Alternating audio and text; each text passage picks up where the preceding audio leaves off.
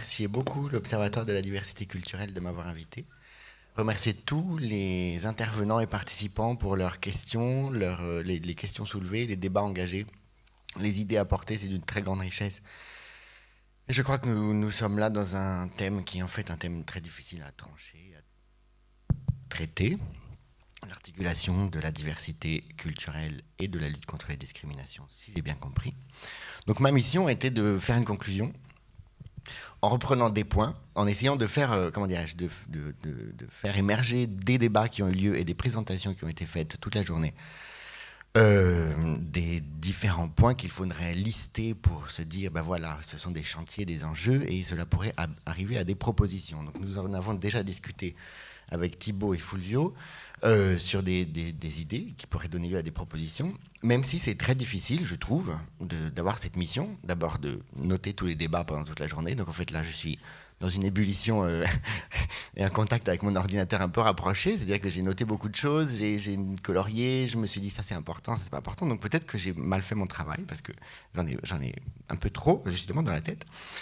Donc j'espère que je vais arriver à être clair. Et d'autre part, la difficulté, c'est que de sortir d'un débat qui, à mon avis, est un véritable débat, on a montré les points où finalement ça fait mal, où c'est pas évident de trancher, avec des propositions, ça risquerait d'arriver à des propositions consensuelles, comme souvent, et des propositions consensuelles englobantes, aplatissantes, qui feraient que tout le monde s'y retrouverait, alors que je crois que là, nous sommes tous sur la même ligne, c'est-à-dire que nous avons peut-être des débats internes, des questions de nuances, mais nous n'oublions pas que nous avons en face de nous, que ce soit en France ou dans d'autres pays, des gens qui ne sont pas du tout sur la même ligne. Et que donc l'idée de formuler des propositions doit aussi avoir, je ne sais pas comment dirais-je, un effet d'alerte, ou en tout cas de dire, voilà, il y a des municipalités où il faut continuer, ou aider les gens qui sont maintenant en situation de minorité à faire un travail dans ce sens.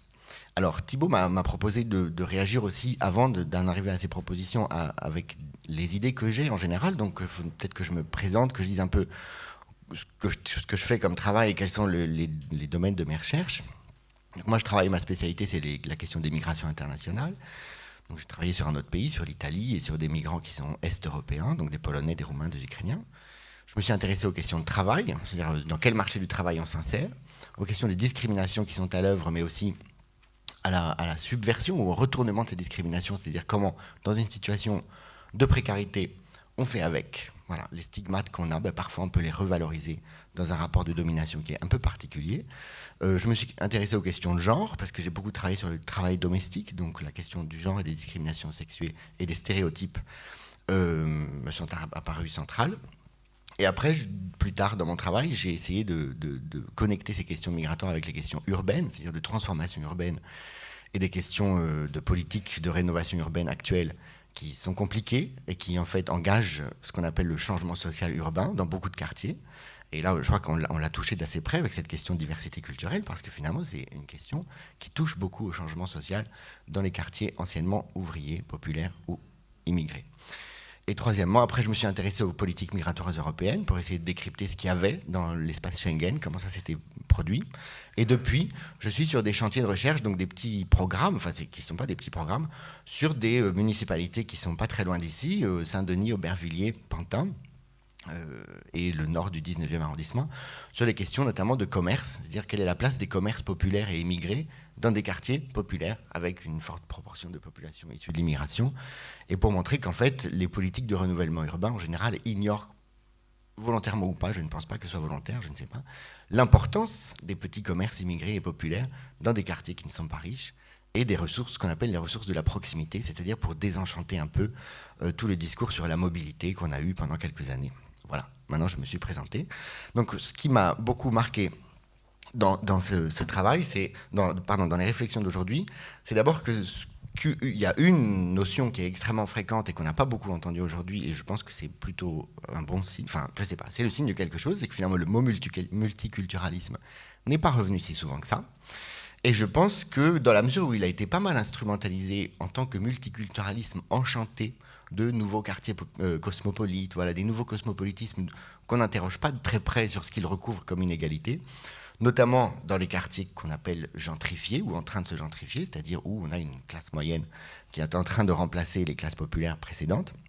Je pense que ça, c'est important de voir que le multiculturalisme, quand on pose les vraies questions de la diversité culturelle, n'est pas une question enchantée, justement, et qu'au contraire, il faut le mettre en contexte avec des questions qui sont des questions économiques, des questions qui sont liées au budget des municipalités et des questions qui sont liées aux entreprises privées, comme on l'a vu à l'instant. C'est-à-dire que dans les entreprises privées, même très grosses, et même certaines qu'on pourrait appeler des firmes multinationales, finalement, cette question de la diversité culturelle n'est pas toujours un argument de labellisation ou un argument facile de labellisation pour juste simplement l'image de l'entreprise. Il y a un véritable travail derrière.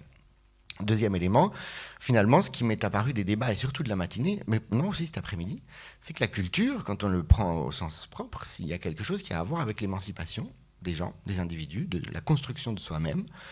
Et ce que j'ai ressenti de très important, c'est l'idée de l'expérience. C'est que finalement, l'expérience de la pratique culturelle, ça doit vraiment être fait. On ne peut pas juste se contenter de discours sur la diversité culturelle.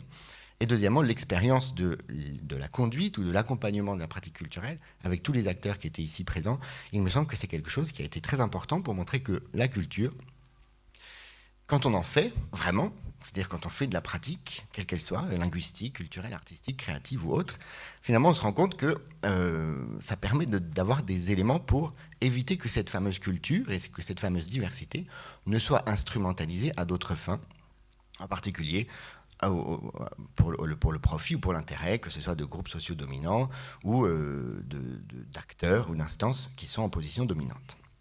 Ce qui est apparu aussi, c'est que finalement la discussion sur le statut de la culture n'est pas du tout réglée et que là on les a vraiment posé les questions, c'est-à-dire entre culture populaire, culture savante, culture de masse, culture au sens anthropologique, comme ça a été évoqué ce matin. Et moi, ce qui m'est apparu, c'est que finalement, cette question de la culture suppose l'accès à de la connaissance, et qu'on ne peut pas faire l'évacuation de cette connaissance, donc à la formation, à l'éducation, etc. Mais aussi à une certaine discipline, au sens où, enfin, c'était ce que les musiciens d'aujourd'hui nous ont montré, c'est que oui, ça se travaille, il faut du travail, et il ne faut pas renoncer à l'idée que tout le monde peut travailler son activité artistique, quelle qu'elle soit, pour accéder à quelque chose. Et la troisième idée qui m'est venue, c'est que finalement, quand on parle de culture savante, on dit souvent que c'est des cultures d'élite et que ce n'est pas du tout le problème de la question de la diversité culturelle. Il ne me semble pas. Finalement, les cultures savantes ont leur place dans la démocratisation de la culture et dans l'éducation populaire. Les cultures savantes, si j'ai bien compris, ne sont pas que blanches, et les cultures non blanches ne sont pas toutes populaires. Donc je crois que ça c'est important de montrer qu'il ne faut pas mélanger les choses. Ce n'est pas parce que les gens sont immigrés qu'ils n'ont forcément pas envie, ou pas besoin, ou pas d'intérêt à accéder à la culture savante, quelle qu'elle soit. Pas forcément occidentale. Voilà, je ne vais pas être trop lent sur cela.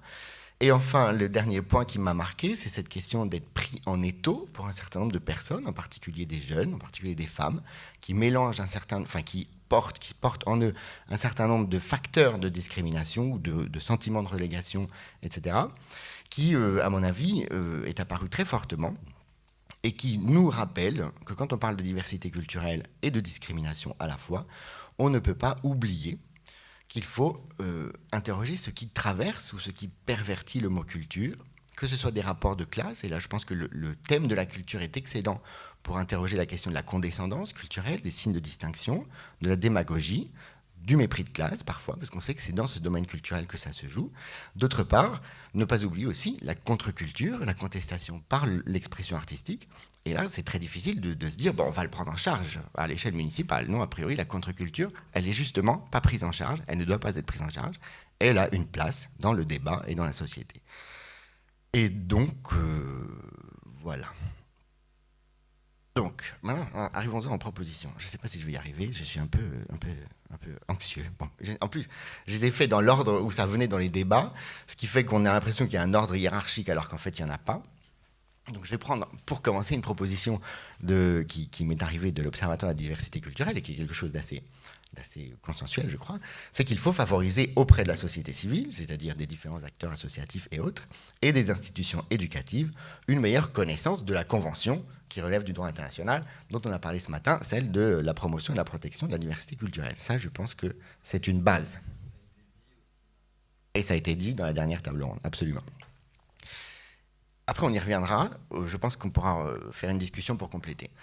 La première idée qui m'est venue, c'est de rappeler, et je ne sais pas comment le formuler, que la diversité culturelle n'est pas un label. En tout cas, si on la prend comme un label, on rate sa cible.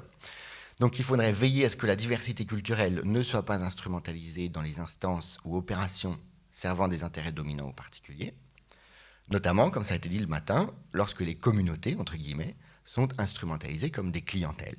Donc ça, c'est un point important.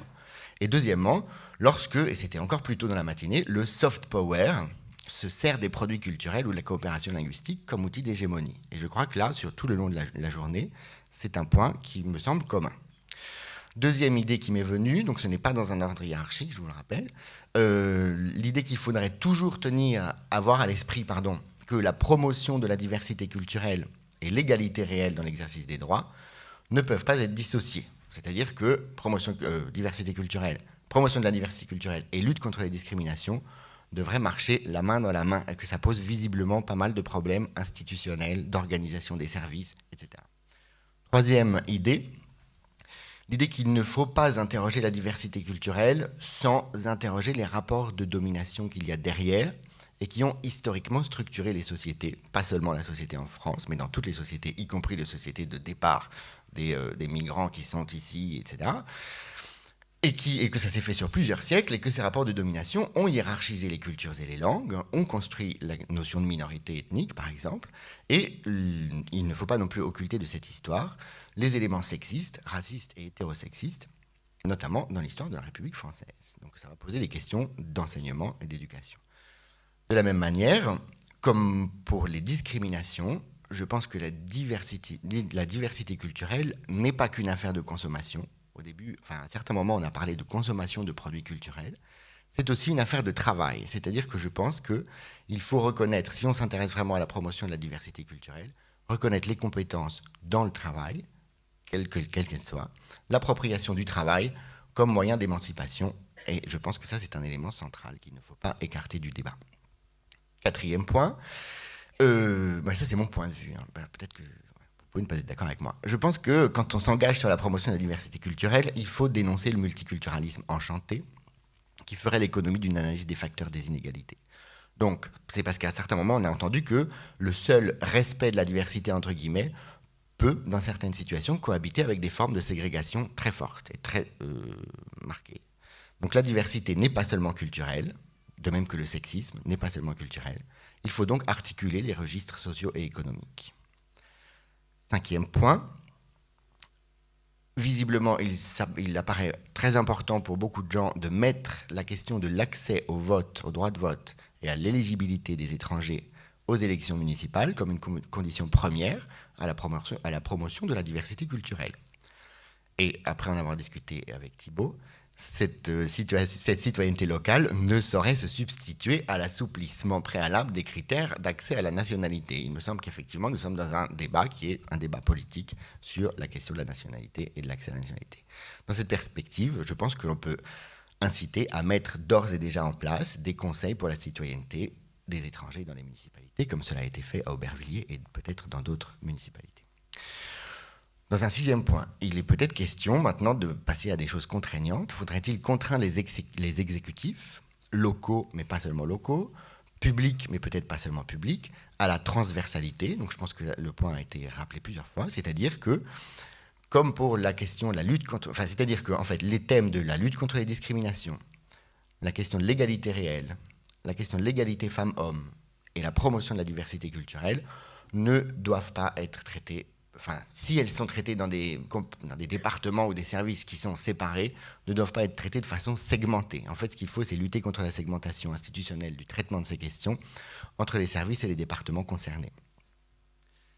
Un septième point, c'est qu'il faut revaloriser tous les plurilinguismes en tant que compétences et en tant que richesse et remettre en question la question de la hiérarchie des langues. Il faut développer des outils de critique de la hiérarchisation de ces langues, notamment à l'école. Donc, valoriser la transmission et l'apprentissage des langues, y compris des langues dominées ou minoritaires, à l'école. Il faut identifier et valoriser les compétences linguistiques des personnels également sur les lieux de travail, notamment les personnels municipaux, mais peut-être autres, en particulier dans les métiers de contact. Cela a été soulevé également. Ensuite, je pense que la question de l'activité déjà intense des associations de migrants doit être reconnue et encouragée, c'est-à-dire qu'on ne va pas faire comme s'il n'y en avait pas, il faut reconnaître qu'elles existent et reconnaître qu'elles sont importantes. Et il faut connecter aussi le rôle de ces associations de migrants à la question de la solidarité internationale, c'est-à-dire qu'elles sont rarement simplement locales, elles sont aussi liées à d'autres contextes. Donc à mon avis, c'est la dimension transnationale. Et ça, c'est un mot qu'on n'a pas du tout entendu aujourd'hui, et ben, c'est quelque chose d'étonnant finalement, parce que moi je m'attendais à ce qu'on en parle beaucoup, de la dimension transnationale. Oui, il faut renforcer les moyens des collectivités territoriales à l'international et renforcer les moyens des associations pour faire fructifier la dimension transnationale, c'est-à-dire montrer qu'on n'a pas le nez dans le nombril franco-français, mais que bien au contraire, en ayant un pied ici, un pied là-bas, des contacts ici, des contacts là-bas, il se passe beaucoup de choses et qu'en général, ce sont les migrants nos guides. C'est-à-dire qu'on ne le fait que quand on a vécu la migration, et sinon on le fait relativement mal. Ce n'est pas une question de tourisme ou d'habiter touristiquement le monde. Ensuite, je pense qu'il faut veiller, et peut-être que ça, il faudra le mettre en premier, veiller à la participation effective des personnes aux différentes instances concernées. Donc, que ce soit les listes électorales, les conseils municipaux et autres assemblées représentatives, les partis politiques, les conseils d'administration, en particulier ceux des associations de promotion de la diversité culturelle elles-mêmes. La diversité doit être concrètement représentée, c'est-à-dire que l'important, c'est de donner la parole à ceux qui sont concernés par la domination culturelle. Et voilà. Donc inverser l'ordre du discours, donner la parole à ceux qui ne l'ont pas vu, c'est quelque chose qui est en fait beaucoup plus difficile qu'on ne le croit à mettre en œuvre. Je crois que je suis arrivé à 9, et en fait il m'en reste 5, je dois vous l'avouer. Donc je vais choisir entre une des 5, et je ne sais pas encore laquelle. Une petite seconde. Oui, je pense que... Alors, et après je vous dirai quand même celle auquel je pensais... je sais pas. Bon, il y a une question en fait qui nous a montré que c'est pas qu'une question culturelle, c'est aussi une question de droit. Et la question de droit, c'est une question de papier. Donc, j'ai l'impression qu'il faut aussi que nous interpellions les diverses instances d'exercice des politiques à l'endroit des étrangers et des descendants d'étrangers. C'est-à-dire que la promotion culturelle ne peut se faire tant que sont maintenues les entraves à l'accès au titre de séjour, au titre de citoyenneté et au titre d'identité des étrangers, des Français par acquisition, et des Français nés en France, descendants de parents étrangers. C'est ça que j'ai bien compris. C'est qu'en fait, on a l'impression qu'une fois qu'on n'est plus étranger, c'est réglé, mais pas du tout. Oui, et donc, c'est ce que la personne rappelait à propos de l'élu qui avait des parents étrangers, qui étaient françaises, qui étaient élus, et qui avaient des problèmes à refaire son passeport. S'il y a bien des façons dont le racisme institutionnel, inconscient, involontaire, etc., s'exerce, c'est bien dans des situations de ce genre. Donc peut-être que ça, c'était les plus importants. Après, j'ouvre quelques pistes, mais je vous promets, je fais le plus simple et le plus rapidement possible. Moi, j'avais envie de proposer une réflexion sur le territoire, mais je pense que ça ne peut pas se mettre en proposition. C'est-à-dire que le territoire, on l'a entendu souvent. Et parfois, c'était territoire, virgule, et en fait autre chose. Par exemple, donner au territoire, virgule, aux enfants, quelque chose. Et ça m'a toujours interpellé, c'est que le mot territoire est devenu un mot qui nous sert à dire autre chose, en français, depuis une vingtaine d'années. Le territoire sert souvent de masque aux inégalités. Donc je pense qu'il faut essayer de dévoiler ce qui fait l'inégalité des territoires en rappelant l'histoire et la sociologie urbaine. Donc ça, c'est des connaissances importantes.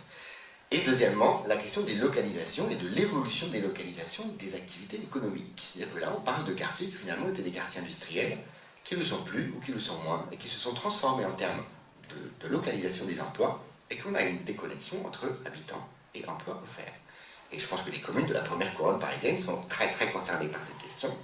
Dans ce thème, je pense qu'il faut aussi interroger la question des logiques d'évitement, c'est-à-dire que s'il y a des quartiers qui se sont spécialisés dans des ménages à revenus modestes, c'est parce que les ménages à revenus riches, enfin élevés, sont ailleurs, et que donc c'est pas une question qui les concerne eux seulement. Et donc, plus généralement, ça je me fais le porte-parole de la sociologie urbaine du moment, il faut déterritorialiser les questions sociales, qui appellent des réponses sociales en termes de politiques économiques et sociales transversales.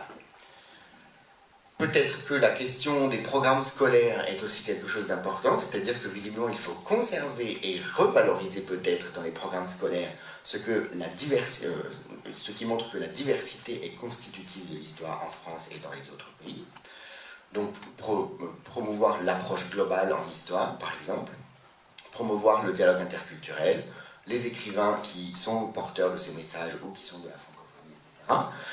et historiciser la question des processus de discrimination, c'est-à-dire que ce n'est pas des questions actuelles, c'est pas nouveau, ça fait très longtemps que ça existe, ça a des origines historiques, l'histoire du sexisme, l'histoire du racisme, et pourquoi pas l'histoire de l'hétérosexisme, si on veut être complet.